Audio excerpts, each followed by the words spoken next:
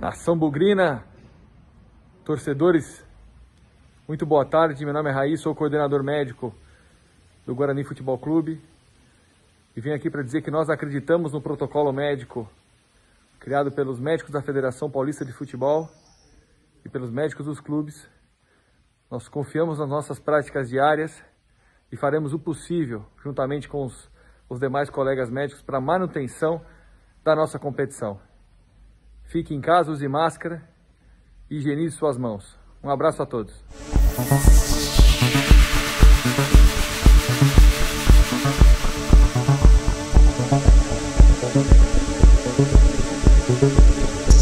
Michel Alves, superintendente de futebol do Guarani. Michel, você como superintendente de futebol do Guarani Futebol Clube, você entende que esse seja um momento de paralisação do futebol no estado de São Paulo? Ortiz, bom dia. Bom, primeiro um momento de extrema dificuldade que a gente vem passando, né? Se vai aí um ano, eu lembro de março do ano passado, a gente tem essa sensibilidade a todos os familiares, todas as pessoas que tiveram essas perdas e pede a Deus aí que fortaleça quem fique, porque é um momento muito difícil mesmo. Mas por outro lado, o protocolo de segurança do futebol que a Federação Paulista apresentou ao governo do estado, ao Ministério Público, ele é muito rígido, ele é muito rigoroso. Você sabe o que a gente passa para chegar no estádio, o tanto de testes, de exame que nós somos submetidos a fazer. Eu vejo hoje, no segmento nosso do futebol, que nós somos, digamos assim, um termômetro para nossos familiares. Eu sou um exemplo.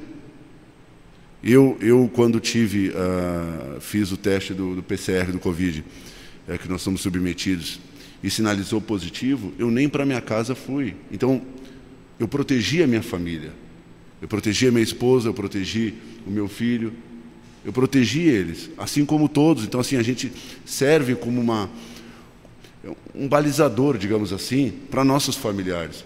Haja vista que hoje, se o futebol parar, vamos colocar aí cerca de 3 mil profissionais, entre comissão técnica, staff, treinadores, atletas, deixarão de ter esses testes a fazer. Então eu vejo segurança plena. Se existem pessoas competentes, infectologistas, médicos capazes, estudaram para isso. A pandemia não começou hoje. Eu falei no início da minha fala, faz um ano. Então eles têm um entendimento do que fazer. E o futebol demonstra, eles têm dados científicos, têm evidências. Nós não estamos falando do que eu acho, do que as pessoas acham. São dados. Fora o que o futebol proporciona às famílias num momento de tanta dificuldade. E isso não nos separa da dor, do sofrimento, do que a gente enfrenta, do que a gente vê de pessoas, de amigos. Agora, vejo o futebol um lugar muito seguro a se praticar, um lugar muito rígido. Não existe uma pessoa fora ao futebol que tenha uma segurança tão grande, um outro segmento que tenha um protocolo tão rígido, tão forte como é o do futebol. Então, assim, eu vejo com muita segurança e entendo que o futebol deva seguir normalmente, com todos os cuidados, ainda mais o novo protocolo que a Federação levou ao Ministério Público, sendo mais rígido ainda. Então, está se fazendo tudo. Não entendo o porquê a paralisação do futebol nesse momento, até porque haja vista em outros países que a segunda onda também chegou, o futebol não parou. Então nós estamos falando especificamente do nosso nicho, né? Que é o futebol, fora o que acontece no todo. Bom, você já abordou na primeira resposta todas as outras. Eu me sinto à vontade de fazer então uma segunda com uma outra colocação.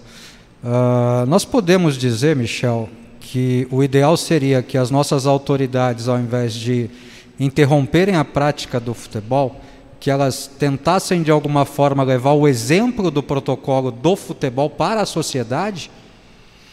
Eu não tenho dúvida disso, Ortiz.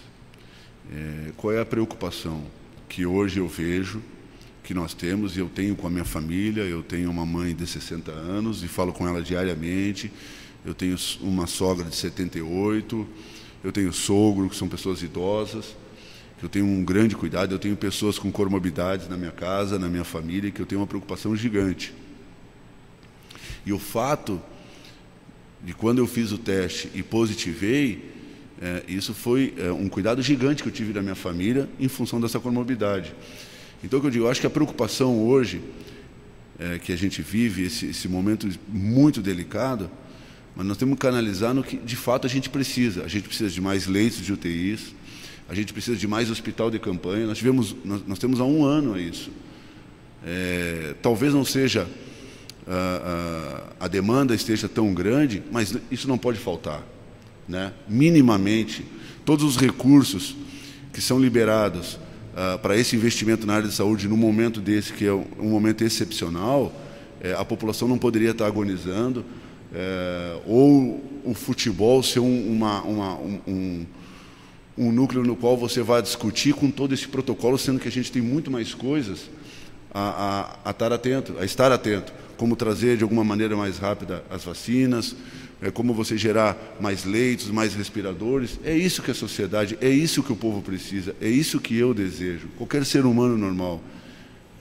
Não é nada feliz você a todo dia ver essa quantidade de pessoas falecendo, a quantidade de famílias se destruindo em função disso, e a gente está discutindo com um meio que passa a segurança, que tem dados, como eu falei, que está respaldado, as pessoas estão sendo responsabilizadas por isso. Não é uma coisa que a gente tem que fazer só por entretenimento e por negócio. Não é isso. Agora, que se discuta isso de uma forma ampla com pessoas competentes.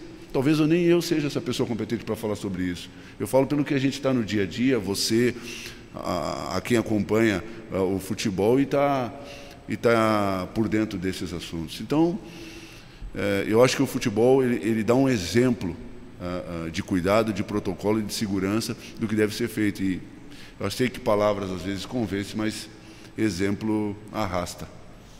Muito obrigado, Michel. Obrigado, Ortiz.